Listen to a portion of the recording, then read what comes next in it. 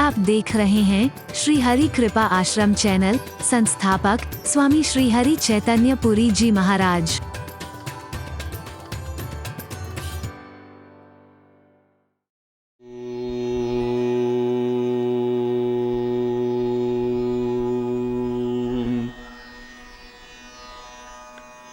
सर्वे भवन्तु सुखिनः, सर्वे सन्तु निरामयाः,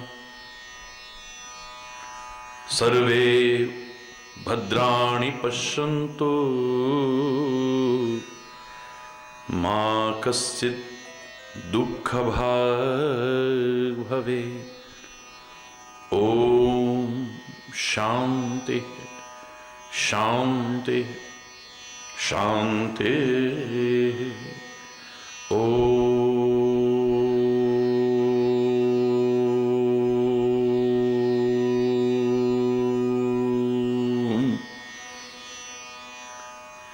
त्वमेव माताश्च पिता त्वमेव, त्वमेव बन्धुश्च सखा त्वमेव, त्वमेव विद्या द्रविणं त्वमेव, त्वमेव सर्वं मम देव देव। ॐ शान्ति शान्ति शान्ति। ॐ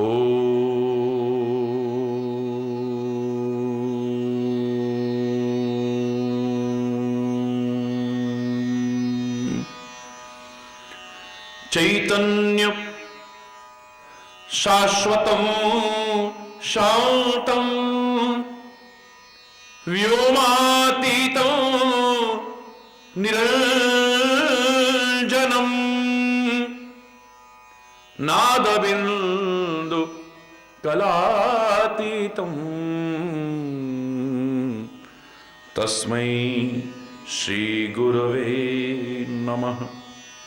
ॐ शान्ति शान्ति शान्ति। ॐ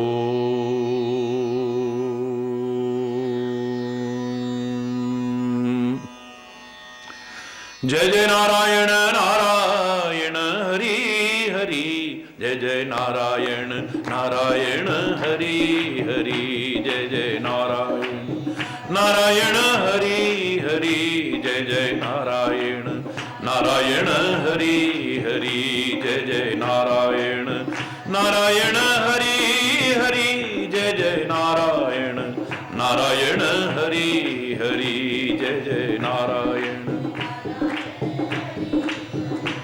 तेरी लीला जग से न्यारी हरि, तेरी लीला जग से न्यारी हरि, भक्तों को लगती प्यारी हरि, भक्तों को लगती प्यारी हरि।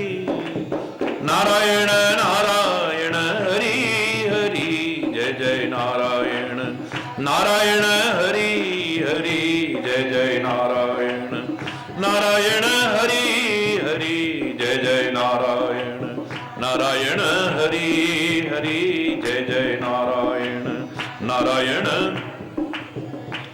हम आए शरण तिहारी हरि, हम आए शरण तिहारी हरि, अब राखो लाज हमारी हरि, अब राखो लाज हमारी हरि। नारायण नारायण हरि हरि, जय जय नारायण नारायण हरि हरि, जय जय नारायण नारायण हरि हरि, जय जय नारायण नारायण हरि हरि, जय जय नारायण। भक्तों के प्राण आधारे हरि, भक्तों के प्राण आधारे हरि, सारे जग के परम सहारे हरि, सारे जग के परम सहारे हरि। नारायण नारायण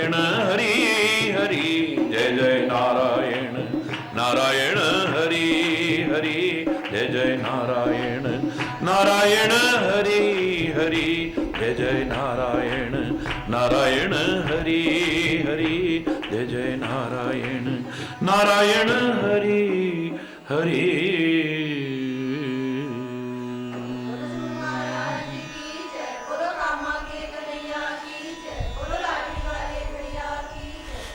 हरि बोल हरि बोल।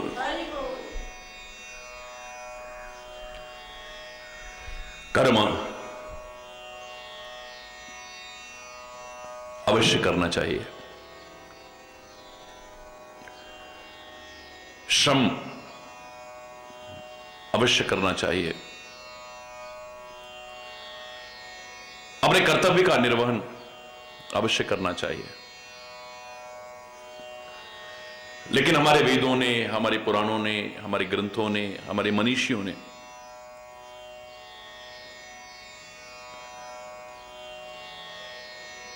हमेशा से हमें कर्म, भक्ति और ज्ञान के सुंदर समन्वय स्थापित करने का संदेश दिया है।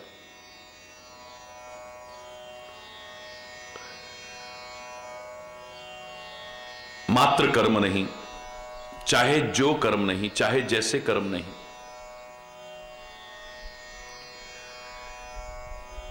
विचार पूर्वक, विवेक पूर्वक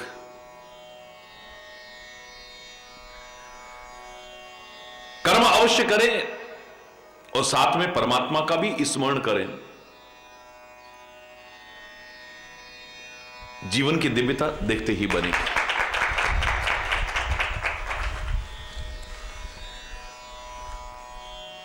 मात्र हमारे जीवन में श्रम न हो, मात्र हमारे जीवन में श्रद्धा न हो,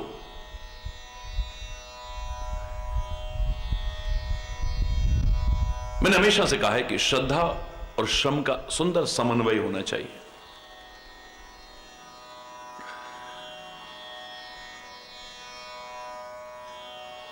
आज से बहुत वर्ष पहले लोगों का वो अधूरा भ्रम तोड़ने की कोशिश की थी मैंने। कर्म ही पूजा है, सर्वविदित और सर्वत्र प्रचलित पंक्ति है। स्वामी हरि चैतन्यपुरी कर्म से विमुख होना नहीं सिखा सकता, कर्तव्य से विमुख होना नहीं सिखा सकता कभी भी। लेकिन इतना अवश्य कहा करता हूं कि जिस कर्म के साथ विचार ना हो, विवेक ना हो, ज्ञान ना हो,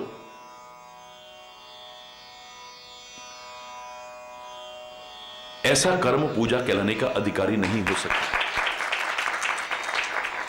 पूजा करके शांति मिलती है। यदि पूजा करने के बाद ग्लानि हो, शर्मिंदगी हो, पश्चाताप हो, तो कैसी पूजा है? बिना विचार पूर्वक, बिना विवेक पूर्वक, बिना ज्ञान के कर्म किया जाए, चाहे जो कर्म किया जाए, चाहे जैसा कर्म किया जाए, तो अंत में पश्चाताप होता है, ग्लानि होती है, शर्मिंदगी होती है। तो कर्म ही पूजा कहने वालों ऐसे कर्म को पूजा कैसे कह सकते हैं जिसको करने के बाद हमें पश्चाताप हो कि हमने ऐसा क्यों किया, ग्लानि हो, शर्मिंदगी हो हमें।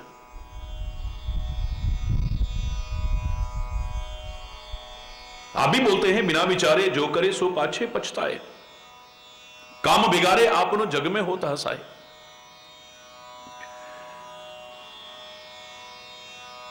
जिस कर्म के साथ विचार नहीं है, विवेक नहीं है, ज्ञान नहीं है,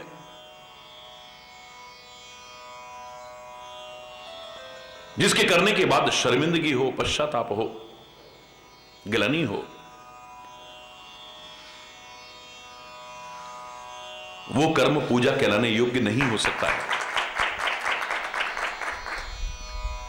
और मैंने आपसे कहा था कि वाक्य बुरा नहीं है लेकिन अधूरा है।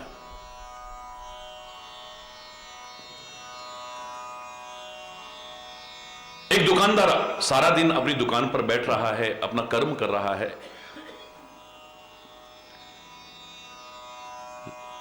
लेकिन बेईमानी करता है, खाने पीने की चीजों में मिलावट करता है, कम तोलता है।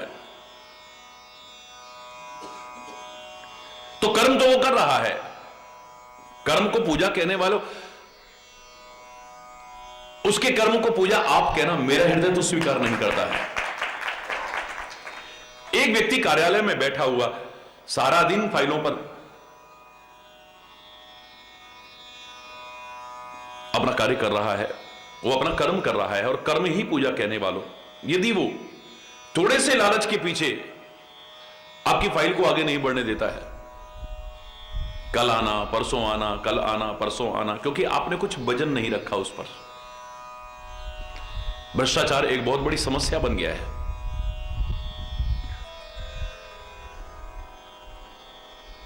समय पर पहुंचता है और विलंब तक अपने ऑफिस से जा रहा है।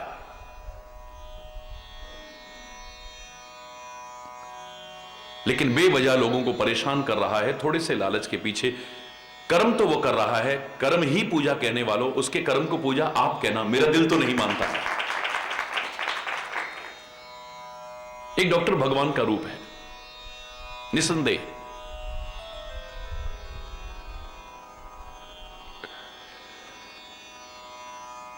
सारा दिन मेहनत करता है। डॉक्टर बनने से पहले भी कितनी मेहनत की और बाद में भी कितनी मेहनत कर रहा है, पूरा कर्म कर रहा है अपना। लेकिन ऑपरेशन के बहाने किडनियां निकाल लेता है। थोड़े से लालच के पीछे अनावश्यक टेस्ट बताता है, अनावश्यक। जो आवश्यक है ठीक है, थोड़े से लालच के पीछे एक दिन और रख लेता है हॉस्पिटल में कि बिल थोड़ा और बढ़ जाएगा, आवश्यक नहीं था। थोड़े से लालच के पीछे किसी के बेटे को उधर कर देता है, किसी की बेटी को उधर कर देता है, और भी बहुत कुछ देखने को मिल रहा है। तो जिस डॉक्टर को मैं भगवान कहने में भी कोई संकोच नहीं कर रहा हूं, ऐसे डॉक्टर के कर्म को पूजा आप कहना मेरा दिल स्वीकार नहीं करता है।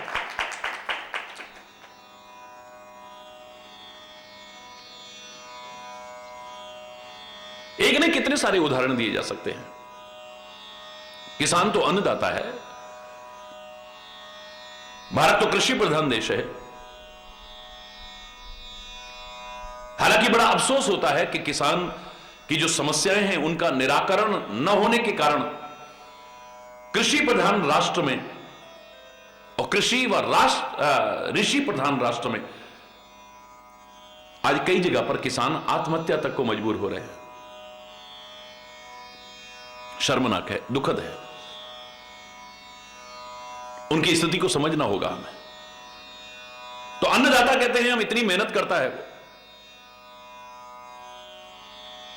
लेकिन थोड़े से लालच के पीछे बेवजह रासायनिक खादों का इस्तेमाल करता है, बेतहाशा। रात को लौकी में इंजेक्शन लगाता है, सुबह इतनी बड़ी हो जाती है, थोड़ा लालच आ जाता है।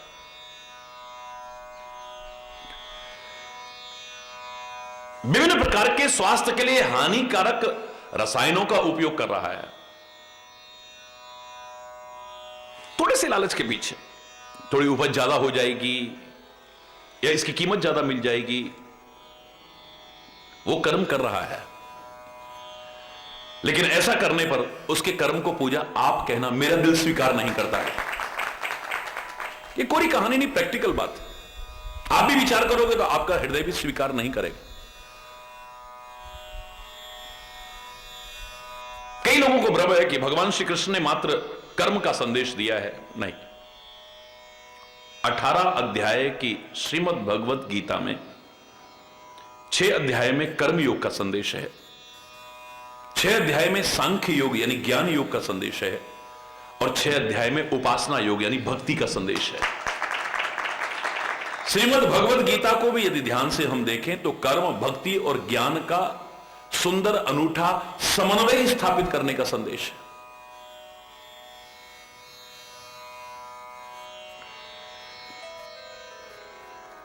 पूर्ण समर्पण होने के बाद भी अर्जुन कहता है अब मैंने क्या करना है, अब तो आपका भजन करूंगा, पहचान गया हूं आपको। नहीं, मां मनुस्मर युद्ध च। ज्ञान तो तुझे मिल गया है, लेकिन मां मनुस्मर युद्ध च, निरंतर मेरा स्मरण करते हुए जो तेरा कर्तव्य है उस युद्ध को भी कर। इस आधे वाक्य में ही कर्म, भक्ति और ज्ञान का संदेश मिल जाता है।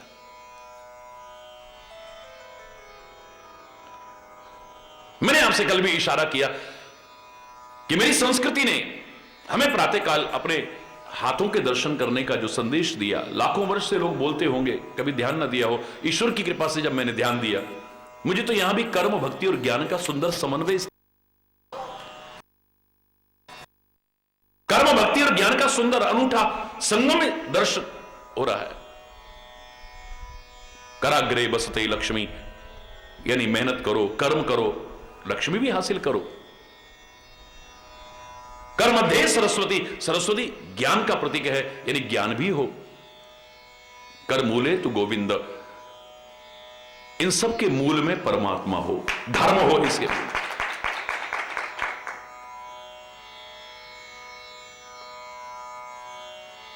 यानी सुंदर कर्म, भक्ति और ज्ञान का समन्वय का संदेश। हम उस त्रिवेणी का सम्मान करते हैं जहां गंगा, यमुना और आज अदृश्य सरस्वती के संगम का अद्भुत दर्शन है। सम्मान करते हैं, सम्मान करने की प्रेरणा देते रहेंगे।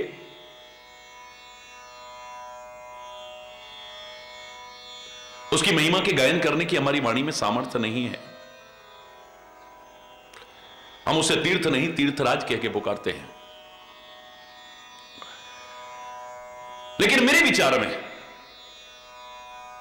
मैं अपने ऋषियों के, अपने उन चिंतकों के संदेश को जब मैं देखता हूं तो अंतर्भाव मुझे नजर आता है। यही विचार करेंगे तो आपको भी यही नजर आएगा कि उस त्रिवेणी में जाकर के चाहे स्नान करना, सम्मान करना, उनके संरक्षण पर ध्यान देना, उन्हें प्रदूषण मुक्त करना, अपने लिए उनकी सुरक्षा करना। लेकिन मजा तब आएगा जब अपने जीवन में ही त्रिवेणी बहाओ। जब तक अपने जीवन में त्रिवेणी नहीं बहाओगे तो अधूरा है।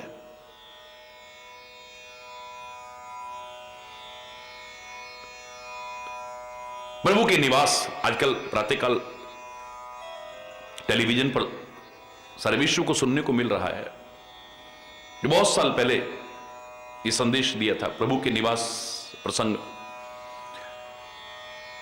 तो उसमें वाल्मीकि ने एक निवास बताया था कि चरण राम तीर्थ चली जाइए, राम बसहु तिनके मन माही। जिनके चरण हे राम तुम्हारे तीर्थों पर चल करके जाते हैं, आप उनके हृदय में निवास करना।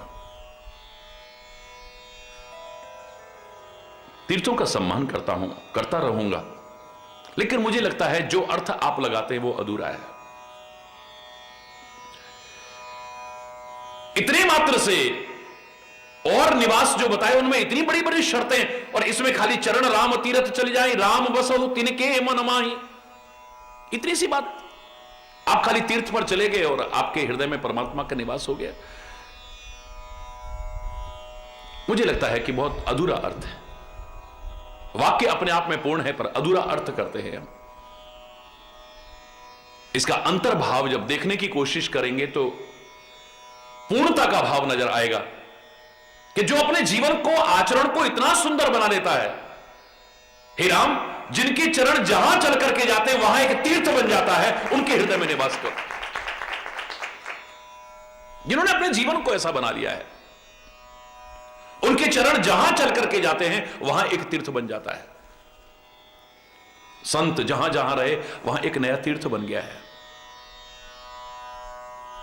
महापुरुष जहां जहां रहे एक तीर्थ बन गया है। ऋषि मुनि जहां जहां रहे एक तीर्थ बन गया है। बड़े बड़े भक्त जहां जहां रहे आज लोगों के लिए वो तीर्थ बना हुआ है। महात्मा बुद्ध जहां जहां रहे एक तीर्थ बन गया है उनके अनुयायियों के लिए। महावीर स्वामी जहां जहां उन्होंने प्रवास किया लोगों के लिए एक तीर्थ बन गया है। गुरु नानक देव जहां जहां रहे, हमने चाहे देश की सीमाओं में बांट दिया होगा, लेकिन जो गुरु नानक देव प्रति श्रद्धा रखते हैं वो चाहे भारत में हो चाहे पाकिस्तान में, उनके निवास के या उनके सुंदर स्मृतियों को सजे हुए वो स्थल हो, एक महान तीर्थ बनकर के उभरे हैं।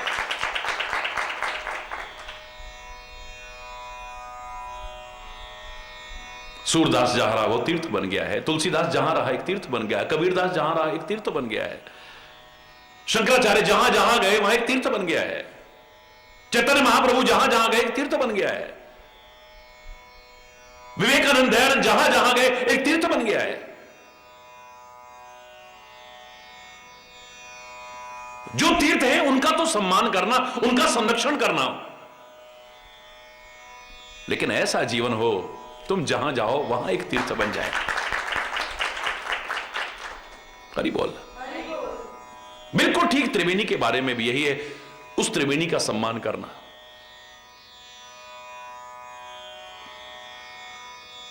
उस तीर्थराज का सम्मान करना। लेकिन मजा तब है जब अपने जीवन में त्रिवेणी बहाल, जब अपने जीवन में त्रिवेणी बहाल हो। पूर्णता तब होगी तुम्हारे जीवन में उतर आए, तुम्हारे आचरण में उतर आए।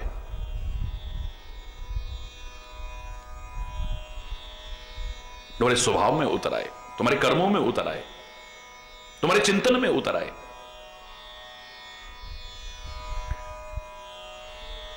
आपने कहां जन्म लिया यह इतना महत्वपूर्ण नहीं है, किस परिवार में जन्म लिया यह भी इतना महत्वपूर्ण नहीं है, आप कैसे लोगों के बीच रहते हैं यह भी इतना महत्वपूर्ण नहीं है, लेकिन आप जीवन और आचरण कैसा रखते हो यह ज्यादा महत्वपूर्ण है। प्रहलाद राक्षस के शरीर में है, राक्षस का पुत्र है, राक्षसों के बीच रहता है, फिर भी ऐसा जीवन जीता है कि दुनिया के लिए एक आदर्श बन गया है। विभीषण लंका जैसी अपवित्र नगरी में रहता है, राक्षस के शरीर में है, राक्षसों के परिवार में है, राक्षसों के बीच रहता है, लेकिन फिर भी ऐसा आदर्श जीवन जीता है। मंदोदरी मैं राक्षस की पुत्री है, राक्षस के शरीर में है, रावण जैसे राक्षस की पत्नी है, राक्षसों के बीच में रहती है, लेकिन एक आदर्श जीवन जीती है।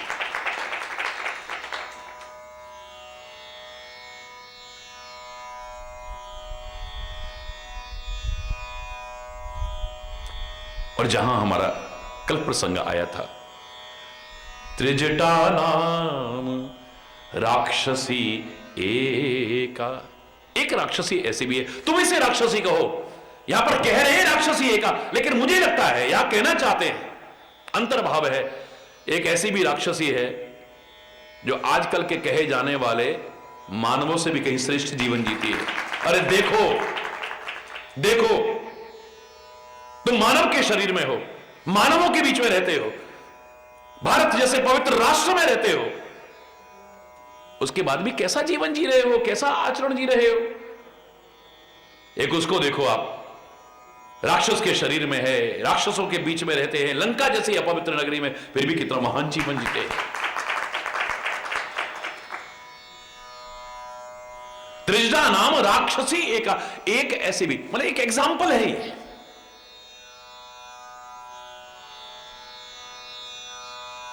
कभी तो गलत नहीं कहा है कि आदमी जन्म से नहीं अपने कर्म से महान बनता है यार।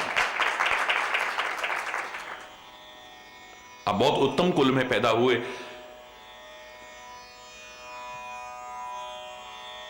बहुत पवित्र स्थल पर रहते हो, बहुत श्रेष्ठ लोगों के साथ और उनके बीच रहते हो, लेकिन अगर आपके कर्म अच्छे नहीं है, आचरण अच्छे नहीं है, सोच अच्छी नहीं है, तो इतना अच्छा होते हुए भी फिर अच्छे नहीं हो पाए। हरि बोल।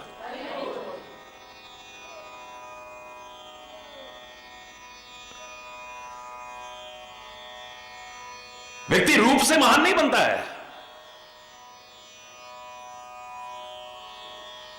ये तो कुछ दिन का है। अगर आपको लग भी रहा है कि रूप है तो ये कितने दिन का है।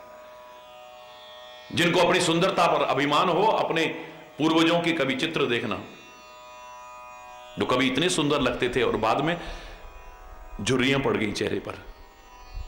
ये रूप तो ज्यादा दिन नहीं रहेगा, ये जवानी भी ज्यादा दिन नहीं रहेगी। धन भी हमेशा किसी का गुलाम नहीं बना है।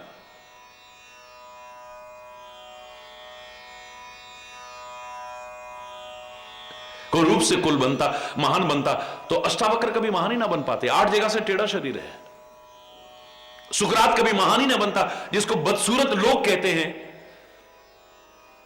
हरि बोलना। फिर तो मेरा गणेश, भगवान गणेश हाथी का मुख होते हुए भी कितने महान बन जाते हैं। लंबे दांत, लंबी सूंड, छोटी छोटी आंखें, लंबे लंबे कान, जिसे तुम सुंदर नहीं मानते हो। कौन मां चाहेगी कि मेरी औलाद ऐसी हो जिसका हाथी जैसा मुंह हो और ऐसा हो? कौन चाहता है? लेकिन भगवान गणेश ने सिद्ध करके दिखाया, सुंदर नहीं परम सुंदर माने जाते हैं। परम सुंदर, लंबोदर परम सुंदर एकदंतम, परम सुंदर है। काहे से सुंदर है? हाथी जैसे मुंह से। ऐसे कर्म किए हैं, ऐसी दिव्यताएं हैं, ऐसे गुण हैं, ऐसा आचरण है कि आज सुंदर भी उनके सामने सुंदर नजर नहीं आते हैं, उनसे भी कहीं बढ़कर बोने नजर आ रहे हैं। सुंदरता के अभिमान में अकड़ा हुआ चंद्रमा अपमान करता है उनका। जब सारे के सारे गणेश जी को उनके जन्मदिन पर बहुत सुंदर कह रहे हैं, शक्ल देखिए, मजाक उड़ाया था उनका। पूरा इतिहास नहीं सुना रहा हूं, इसका इशारा आप लोगों को कई जगह पर मिला होगा कि चंद्रमा को श्राप मिला था। अरे वो सुंदरता के अभिमान में अकड़े हुए चंद्रमा आज के दिन अगर तेरी को शक्ल भी देखेगा तो उसे कलंक का टीका लगेगा। आज चौथ के दिन, गणेश चौथ के दिन अगर तेरी को शक्ल भी देखेगा, तेरे को कलंक का टीका लगेगा।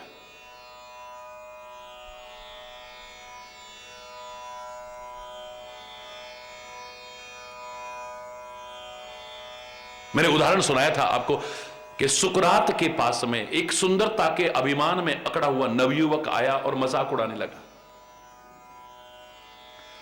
महान फिलोसोफर हुआ है सोक्रेटिस, सुकरात।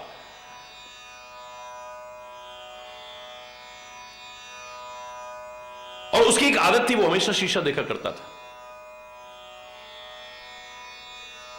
सुंदरता के अभिमान में अकड़ा हुआ नवयुवक आया और मजाक कर रहे हैं, भगवान ने बहुत सुंदर बनाया है जो शीशा देखते रहते हो। बड़े सहज भाव में सुकरात कहता है, हे नवयुवक, शीशा तो तुम्हें भी देखना चाहिए। अरे हम तो रोज देखते हैं, भगवान ने हमें सुंदर बनाया है, लेकिन तू काहे को देखता है? तू तड़ाके पर आ गया। फिर भी सुकरात सहज भाव में कहता है, शांत रहते हुए, हे नवयुवक, काश जिस भावना से मैं शीशा देखता हूं उस भावना से तुम भी देखने लग जाओ तो तुम्हारा जीवन संवर जाए। किस भावना से देखते हो तुम? बोले, हे नवयुवक, सुंदरता के अभिमान में अकड़े नवयुवक, मैं जब जब भी शीशा देखता हूं, आईना देखता हूं, अपनी शक्ल को देखता हूं जो तुम्हारी निगाह में बहुत बदसूरत है, तो मेरे मन में आता है, परमात्मा ने शक्ल तो अच्छी नहीं बनाई, पर कर्म ऐसे कर जाऊं कि दुनिया वाह वाह करे, वाह वाह करे, वाह वाह करे। और वो सुंदरता के अभिमान में अकड़े नवयुवक, जब भी शीशा देखा करो तुम्हारे मन में भी आए कि परमात्मा ने शक्ल तो बड़ी सुंदर बनाई है, मेरे कर्म ऐसे ना हो जाए कि दुनिया थू थू थू थू करने लग जाए। हरि बोल। कोई रूप से महान नहीं बनता है, कोई पद से महान नहीं बनता है, कोई कुल से महान नहीं बनता है, मात्र ज्ञान से भी कोई महान नहीं बनता है। व्यक्ति अपने कर्मों से महान बनता है, अपने आचरण से महान बनता है। यार, लंका जैसी अपवित्र कहे जाने वाली नगरी में रहती हुई ये त्रिजटा कितना सुंदर जीवन जीती है। वाह, इतने राक्षस है वहां पर इसके साथ एक राक्षस के, यानी एक एग्जांपल है, इसे जरा देखो, दर्शक। त्रिजटा नाम राक्षसी एका, एक वो राक्षस है, एक ये है। देखो जरा,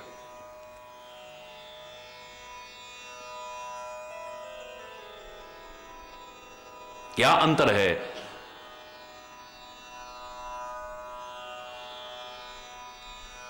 वो निर्दयी हैं, वो जालिम हैं, वो अधर्म करते हैं, अत्याचार करते हैं, लोगों को सताते हैं, लोगों को रुलाते हैं। और एक ये देखो आप, वाह, राम चरण रति निपुण विवेका, राम चरण रति निपुण विवेका। अपना कर्म करती है जो उसका कर्म है, कर्म से विमुख नहीं होती है, कर्तव्य से विमुख नहीं होती है। लेकिन जो वेद संदेश देते हैं, जो गीता संदेश देती है, जो भागवत संदेश देती है, जो रामायण संदेश देती है, जो गुरु ग्रंथ कुरान बाइबल संदेश देते हैं, जो संत महापुरुष ऋषि मुनि संदेश देते हैं कि कर्म भक्ति और ज्ञान का अनूठा संगम समन्वय स्थापित करो जीवन में, वो इसके जीवन में नजर आ रहा है। कर्म तो करती है पर राम चरण रति, परमात्मा श्री राम के चरणों में प्यार है इसके हृदय में।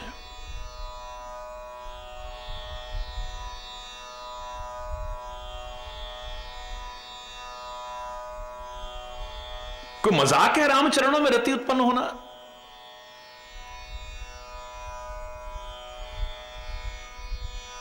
कितना लंबा क्रम है, कितना समय लगेगा, कोई स्वाभाविक है रति उत्पन्न होना? प्रथम भगति संतन कर संगा, दूसरी रति मम कथा प्रसंगा। राम के चरणों में तो रति बाद में होगी, पहले कथा प्रसंगों में रति हो हमारी, उनमें प्रेम हो, सुनते सुनते सुनते सुनते फिर उससे भी प्रेम हो जाएगा। हरि बोल।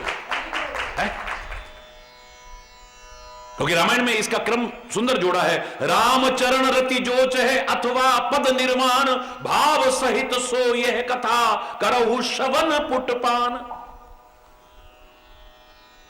इन कथा प्रसंगों में पहले रुचि हो, इनमें प्यार हो हमारा। भगवान के गुणानुवाद सुनते सुनते सुनते सुनते लगेगा ऐ मेरे परमात्मा तू कितना दयालु है, कितना कृपालु है,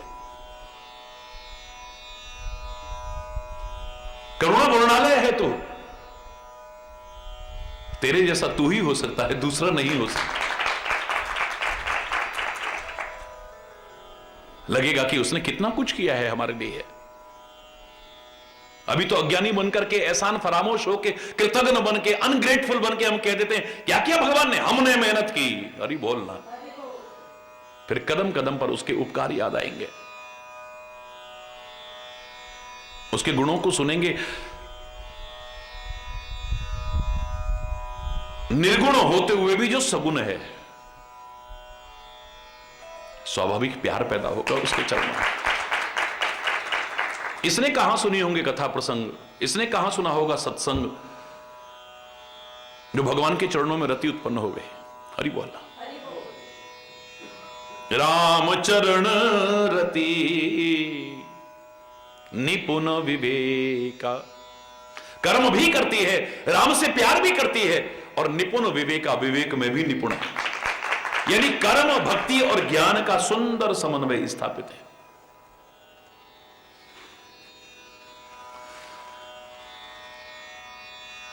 हमारे महापुरुषों ने बड़ा सुंदर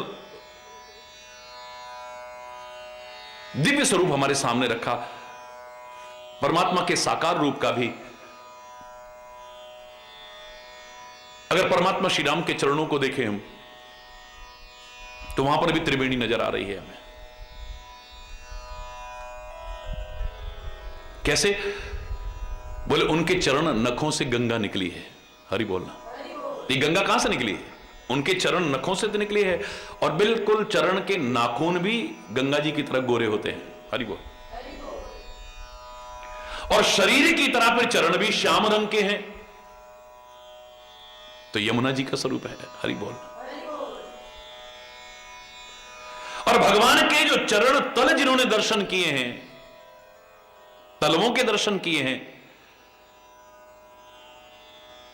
तो रामायण में भी कहा है वो कैसे हैं? लाल लाल है। कैसे हैं? और हमारे यहां सरस्वती के स्वरूप को भी रक्तवर्णा कहा है। तो स्वाभाविक ही श्री राम के चरणों में हमें गंगा के भी दर्शन हो रहे हैं, यमुना के भी दर्शन हो रहे हैं, सरस्वती के भी, त्रिवेणी के दर्शन हो रहे हैं। यानी भगवान के चरण और शरण को अपनाना भी त्रिवेणी स्नान ही है, याद रखना। त्रिवेणी में गंगा, यमुना और सरस्वती ही तो है। हो सकता है ये सरस्वती अदृश्य हो, न दिख रही हो। हालांकि हमें जागरूक होना चाहिए, नदियों का जो प्रदूषण है वो चिंता का विषय है। उनका जो मूल रूप है हमारे भावना में, जो उनका स्वरूप है वो कभी भी प्रदूषित नहीं होता है, लेकिन जो स्थूल रूप है जो बह रहा है यहां हमारे सामने हमारे कल्याण के लिए, वो प्रदूषित हो रहा है।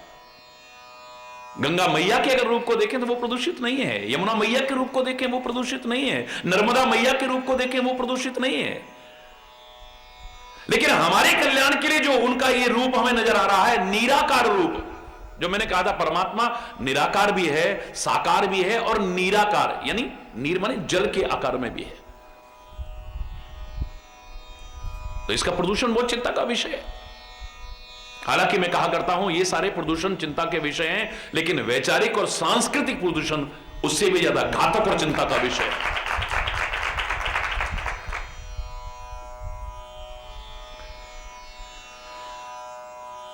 तो इनके संरक्षण पर हमें ध्यान देना चाहिए। उस त्रिवेणी में आपको स्नान करने का मौका मिले, सौभाग्य है, करना कोई बुराई नहीं है। परमात्मा के चरण और शरण को कभी मत छोड़ना, अपने कर्तव्य का पालन करने के साथ साथ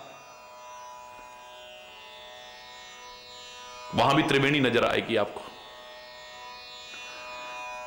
सत्संग आपको मिलता रहे, परमात्मा से भी प्रार्थना करना और अपना भी प्रयास करना, क्योंकि उसकी कृपा के बिना तो संभव नहीं है। हां, लेकिन दो प्रयास बताए हैं, पुण्य पुंज बिन मिले ही न संता।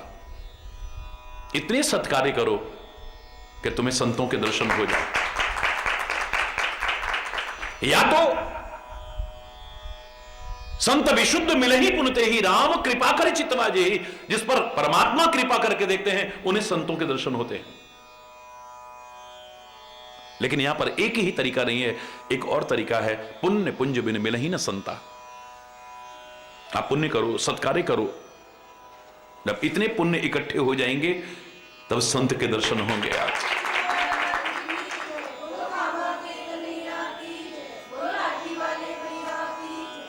तो संत जहां मिलेंगे, सत्संग जहां मिलेगा, वहां भी त्रिवेणी के दर्शन होंगे आपको। राम भक्ति जहां सुरसरी, राम भक्ति रूपी गंगा जी बहती हुई नजर आएगी आपको। सरसई ब्रह्म विचार प्रचारा, सरस्वती नजर आएगी जो ब्रह्म का विचार और प्रचार है। विधि निषेध में कलिमल हरणी, कर्म कथा रवि नंदनी वर्णी, सूर्य तनुजा,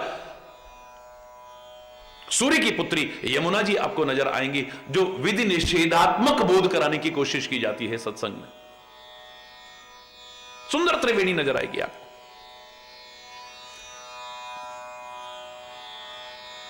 और इन सब के साथ जुड़ते हुए मजा तब उस दिन आएगा जब आपके जीवन में त्रिवेणी बह जाएगी।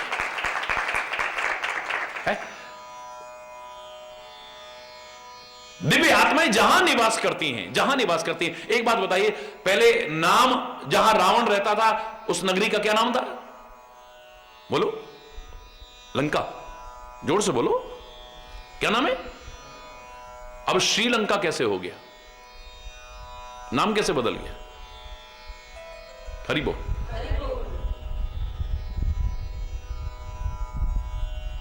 जो लंका अपवित्र नगरी समझी जाती थी,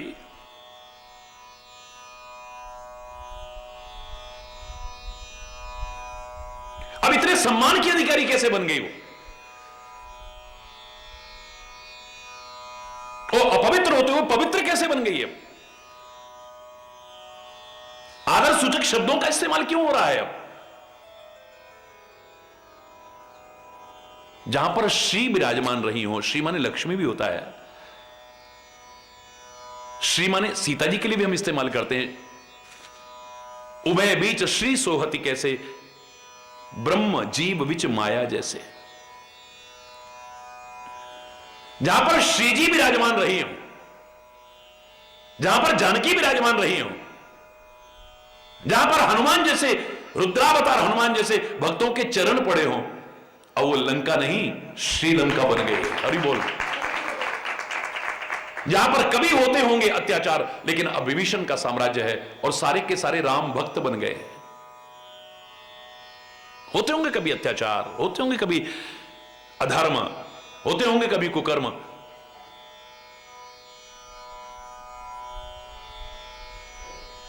हरि बोलना। अब लंका श्रीलंका कहलाती है। हरि बोल।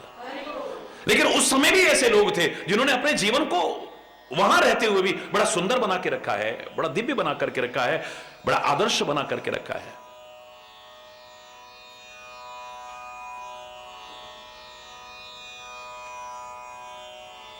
त्रिजटा नाम राक्षसी एका,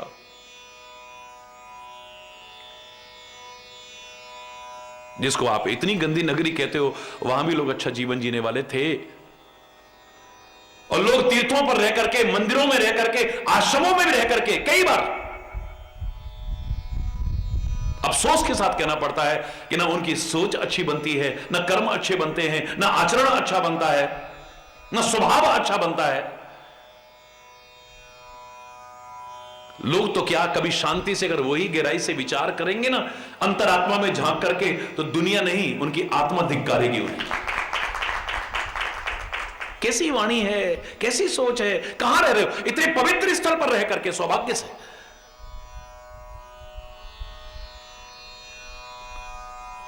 न वाणी बदली अगर गलत है तो, न स्वभाव बदला अगर गलत है, न विचार बदले न गलत है तो, चिंतन नहीं बदला अगर गलत है तो, आचरण नहीं बदला अगर गलत है तो, हरि बोलना।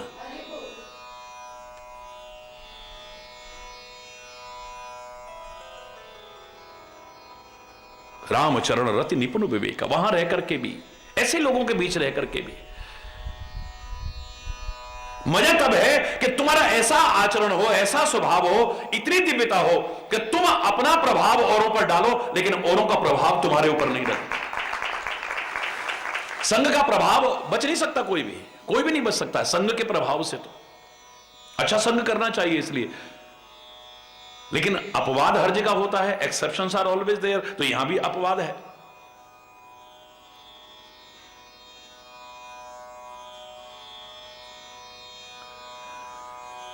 यहां भी अपवाद है। जिन महापुरुषों ने कहा कि संघ का प्रभाव पड़ता है, उससे कोई नहीं बच सकता है, वहीं उन्होंने कहा कि जो रहीम उत्तम प्रकृति का कर सकत कुसंग, जिनकी प्रकृति इतनी उत्तम बन चुकी है, इतनी श्रेष्ठ बन चुकी है, कुसंग का प्रभाव उन पर नहीं पड़ेगा। क्या करें, अब रात दिन सुनते रहते ना तो हमारा भी दिमाग खराब हो जाता है। क्या जीवन है तुम्हारा, यही पता चल रहा है। क्या आचरण है तुम्हारा, यही पता चल रहा है। क्या स्वभाव है तुम्हारा, यही पता चल रहा है। कहां जीते हो तुम, यहां पता चल रहा है। अब हर समय को कान भरेगा तो क्या होगा, हरि बोलना नहीं। मजा तब है जो रहीम उत्तम प्रकृति का कर सकत कुसंग, चंदन विष व्यापे नहीं, लिपटे रहत भुजंग। विषैले नाग भी लिपटे हुए हैं, सर्प लिपटे हुए हैं, लेकिन चंदन पर उनका प्रभाव नहीं। चंदन के वृक्ष पर लिपटे रहते हैं। चंदन अपनी खुशबू से उन्हें सुभाषित कर सकता है, लेकिन उनके जहर को अपने अंदर नहीं आने देता है। याद, जैसे सर्प और मणि, मणि को हम क्यों इतना महत्व देते हैं? गुरुदेव के चरणों के लिए भी हम क्या कहते हैं? श्री गुरु पद नख मणि गण ज्योति, सुमिरत दिव्य दृष्टि ही ये होती। गुरु के चरण कमल नखों का प्रकाश कैसा है? कि सूर्य के समान क्यों नहीं कहा? इतना प्रकाश है सूर्य में तो, पर सूर्य का प्रकाश हमेशा नहीं रहता है। हरि बोलना। चंद्रमा का हमेशा नहीं रहता है, अग्नि का प्रकाश हमेशा नहीं रहता है, घटता बढ़ता है।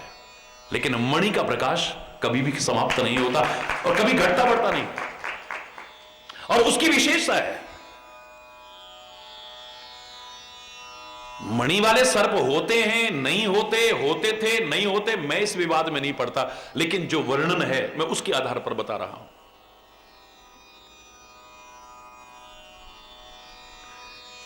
सर्प के ऊपर मणि है। मणि अपने प्रकाश से उसे आलोकित कर सकती है, लेकिन सर्प के विष को अपने अंदर नहीं आने देती।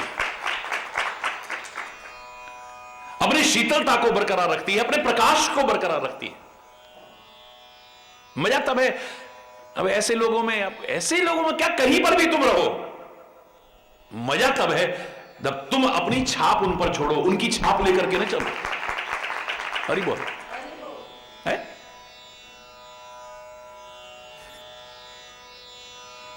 हरि चैतन्य करो संगति सज्जन की मेरे भाई, कर संगति दुर्जन की बाबरे शुभ गति काहू न पाई। कर संगति केले की स्वाति बन कपूर है जाती, सीप की कर संगति बन मोती अच्छी कीमत पाती। वह यदि संगति कर ले सर्प की प्राण हर विष बन जाई। हरि चैतन्य करो संगति सज्जन की मेरे भाई, सज्जनों का साथ करो, लेकिन करते करते इतने लायक तो बनो कि तुम अपना प्रभाव किसी पे डाल सको, तुम्हारे पर किसी का गलत प्रभाव ना डले, अच्छा प्रभाव तुम डाल सको। प्रहलाद उनमें से है, कितनों के अंदर भक्ति पैदा कर दी उसने, ये त्रिष्ठा उनमें से है। हरि बोलना। विभीषण उनमें से है। एक ने कितने उदाहरण मिलेंगे कि इन्होंने वहां रह करके भी वहां का प्रभाव अपने ऊपर नहीं आने दिया है और अपनी भक्ति के आदर्श का प्रभाव जरूर डाला है। अगर नहीं भी डाला होगा तो अपने प्रभाव को खत्म नहीं होने दिया है, अपने स्वभाव को खत्म नहीं होने दिया है। हरि बोल। सब नहीं बोल सुना ये सपना, सीत ही से ये करो हित अपना। ऐसे कर्म भक्ति और ज्ञान का अनूठा अनुपम दिव्य जीवन जीने वाली, अपने जीवन में त्रिवेणी बहाने वाली वो त्रिजटा सबको बुलाती है। राक्षसियां जो सीता जी को डरा रही थी, इधर आओ इधर आओ इधर आओ, क्या हो गया? बोले मैं तुम्हें एक सपना सुनाती हूं। हरि बोलना। अभी ध्यान रखना, हनुमान जी वहां बैठे बैठे सब सुन रहे हैं। तरु पल्लव मह रहा लुकाई। व्यक्ति के जीवन में धैर्य बहुत आवश्यक है और वो संकट की घड़ी में ही पता चलता है, विपत्ति की घड़ी में ही पता चलता है। धीरज धर्म मित्र और नारी आपद काल पर कहीं चारी। ऐसे समय में पता चलता है हम कितने धैर्यवान हैं।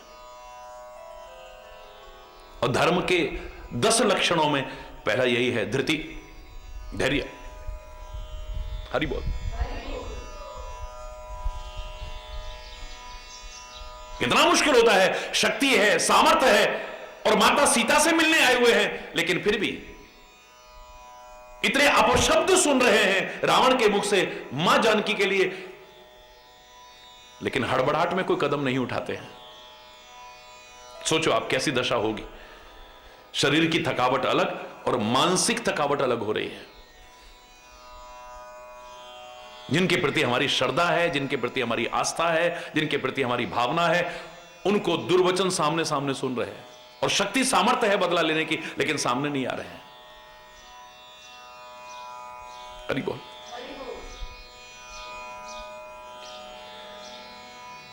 त्रिशा कहती है सारी राक्षसियां इधर आओ इधर आओ इधर आओ। सब ना हो बोल सुनाए सपना। अपना सपना सुनाने लगी है, मुझे सपना आया है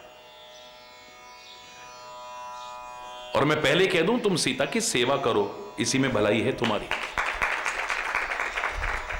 ये सीता कोई सामान्य नारी नहीं है, ये जगत माता है। ये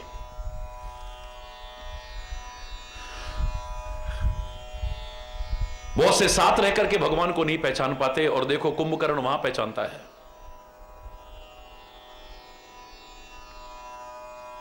रावण से कहता है जगदम्बा हर आन सठ अब चाहत कल्याण। जगत माता का हरण करके ओ मूर्ख अब तू अपना कल्याण चाहता है। कुंभकर्ण के शब्द हैं ये।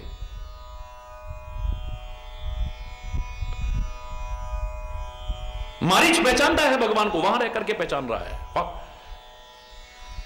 विभीषण पहचानता है वहां रह करके भी।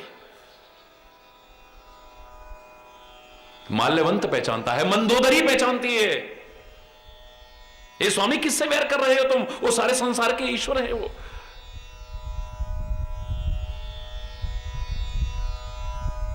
सोच अच्छी बनाओगे,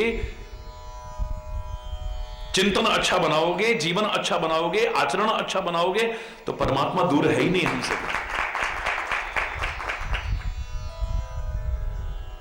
फिर तो आईनाए दिल में है तस्वीर मेरे यार की, जब जरा गर्दन झुकाई दीदार तेरा हो गया। हरि बोल।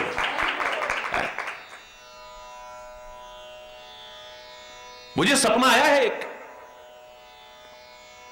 और सपने में मुझे दिखाई दिया, सपने बानर लंका जारी। एक बंदर आया है लंका में, किसी को पता नहीं। हनुमान जी कहते इसे कैसे पता मैं आया हूं, किसी को नहीं मालूम मेरे बारे में, क्योंकि यहां पर भी कैसे आए थे, अति लघु रूप, पुण्य सोई रूप, जो अति लघु रूप धारण करके आए थे। और फिर बाद में विभीषण से चर्चा हुई, विभीषण से जब युक्ति लेकर के अशोक वाटिका में गए तो धर सोई रूप गए पुण्य तहवा, वही रूप धारण करा। बंदर वाला तो रूप ही नहीं गई।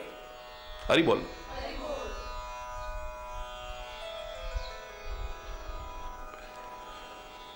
अगर इतनी सीआईडी उनकी सक्रिय होती, इतना उनका खुफिया तंत्र मजबूत होता, तो रावण को भी पता चल जाता, और उनको पता चल जाता, त्रिजटा को पता चल रहा है।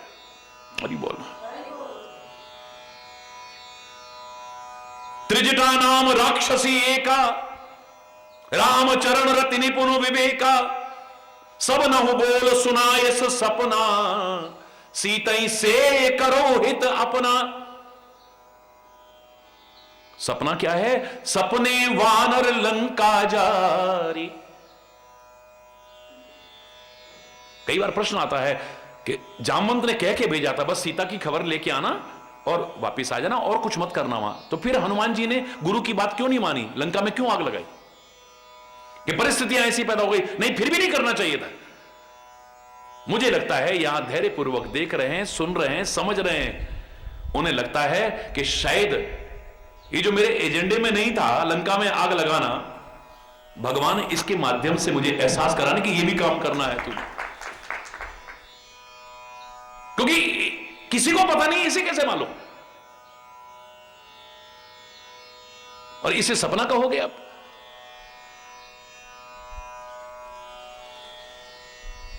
सपना नहीं है ये।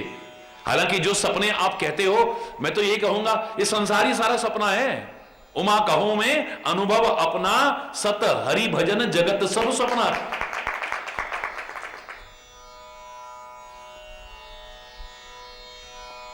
और ये जो सपने आप देखते हो रात्रि में सोते हुए या किसी भी हालत में, और आप हंस रहे हो, रो रहे हो, लेकिन तभी तक हंसना रोना है, दुखी होना सुखी होना है जब तक आप सोए हो। जब जाग जाओगे तो आपका सारा दुख और सुख दूर हो जाएगा। सपने में कोई राजा बन गया भिखारी, और कोई चक्रवर्ती सम्राट भिखारी बन गया, एक बड़ा खुश हो रहा है, एक बड़ा रो रहा है, लेकिन कब तक, जब तक सोया है। जैसे ही जागेगा सब दूर हो जाएगा यार। हरि बोल। तो सपने जो आप बड़े प्रभावित होते हो, कई बार हमें इतना गंदा सपना, पता नहीं क्या होने वाला है, पता नहीं क्या ऐसा ऐसा दिखाई दिया, ये हुआ, ये क्या है। हमारे महापुरुषों ने कहा कि सपना आने के उस सपने के भी 3 कारण हैं।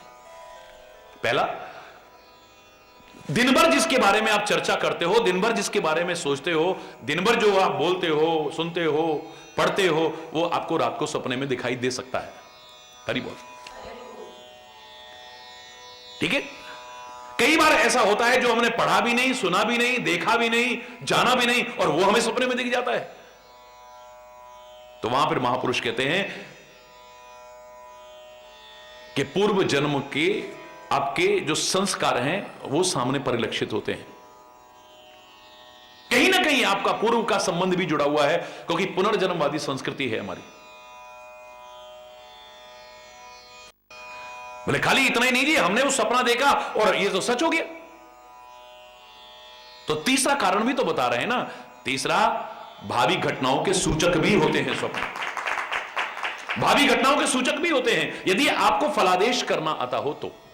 लेकिन फिर भी मैं कहूंगा टेंशन मत करा करो, सपना सपना ही है। हरि बोलना। हालांकि रामायण में भी कई सपने ऐसे हैं जो सच हुए है।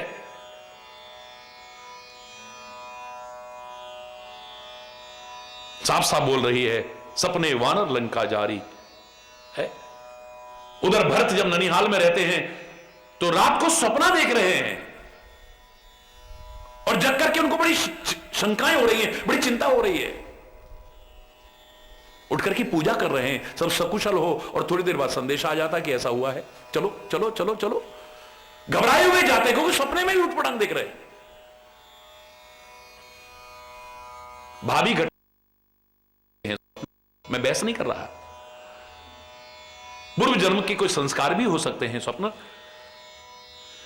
दिन भर जिसके बारे में सोचते, पढ़ते, सुनते हो, वो भी बन सकते हैं स्वप्न। हरि बोल। और बाकी इन पे नहीं, हकीकत में जीने की कोशिश करो। हरि बोल।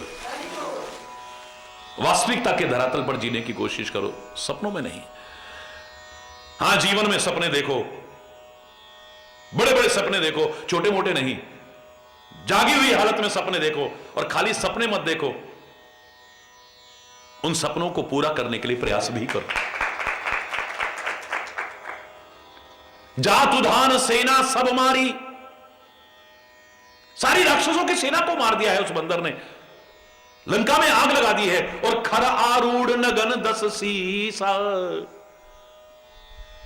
गधे पर सवार है, नग्न है 10 शीश रावण। मुंडित सिर खंडित भुज बीसा, 10 सिर उसके कटे हुए हैं, 20 भुजाएं उसकी कटी हुई हैं। यही भी दिशो दक्षिण दिशा जाए, इस तरह से वो दक्षिण दिशा में जा रहा है। यमपुरी की मानी गई है हमारी, यानी उसकी मृत्यु सुनिश्चित है। तब प्रभु सीता बोल पठाई, और यह सपना में कयहूं पुकारी, होए ही सत्य गए दिन 4। 4 दिन का तात्पर्य नहीं कि 1 2 3 4 ही हो। हमसे कहते हैं ना 4 दिन की चांदनी फिर अंधेरी रात है। 4 दिन का तात्पर्य कुछ दिन की बात है। यह सपना अवश्य ही सत्य सिद्ध होगा, अवश्य ही सत्य सिद्ध होगा। और हुआ। क्या जीवन है, क्या आचरण है, कहीं जाने की, पूछने की जरूरत नहीं है। तुम अपना भी जान सकते हो और औरों का भी जान सकते हो। मजा आता है। बहुत सुंदर संदेश है, बहुत सुंदर दिव्यता है। लेकिन और क्या क्या शेष कल आज यहीं पर। अगर कोई गलत शब्द निकला हो, उसके लिए क्षमा चाहता हुआ अपनी वाणी को विराम दूंगा। एक बार जोर से बोलेंगे, धर्म के, अधर्म का, प्राणियों में, विश्व का, गौ माता की, भारत माता की, गंगा माता की, संत समाज के, भारत की देवियों के, भक्त समाज के,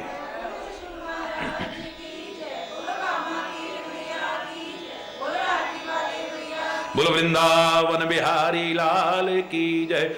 जय जय श्री राधे श्याम। हरि बोल, हरि बोल।